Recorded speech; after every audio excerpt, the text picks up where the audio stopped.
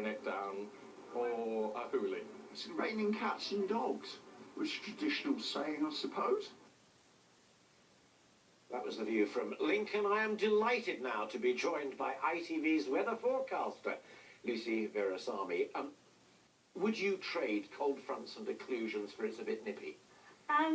Well, I have done in the past, let's say. I mean, I think as long as you get the right weather forecast across the right theme, that's the main feature of this research that the Met Office has done. But we were chatting about it earlier on, to be crystal clear with folk at home, because it does matter.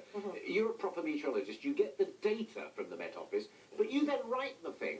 It's Lucy talk, or it's Martin Stew talk, or you're Northwest in that sense. Yeah, actually, we're one of the few presenter roles where there's no auto-cue, so we are ad-libbing. So the very point of our role is that we're talking in a conversational way, the way the general public understand. We're taking that scientific data and relating it to the general public, the masses, if you like, how you speak to But all of the research suggests, and you know this even better than I, that the lovely folk who are kind enough to watch what you do and what I do, they want facts. They do. They don't want it sloppy and a bit of fun. If they're in for the weather forecast, they want the weather forecast. They do, but there's so much you can get from a hard copy of a weather forecast in a newspaper or an app or a website. We tend to bring a bit more of a human edge to it, let's say. So a bit more conversational, the way it feels rather than as well as the hard facts. So we don't want to do away with that. So it's really dovetailing the two, I think.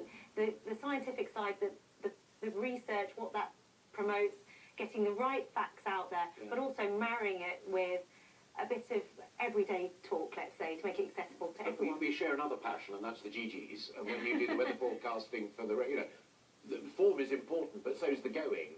You modify the language a little bit there for the bloodstock industry, as it were. Exactly. I think it depends who you're talking to a lot of the time. Completely, you're bang on there, because I think you might reword things just a little bit, tailor-make those forecasts or those weather jargon, if you like, to suit your audience. I think that's the key.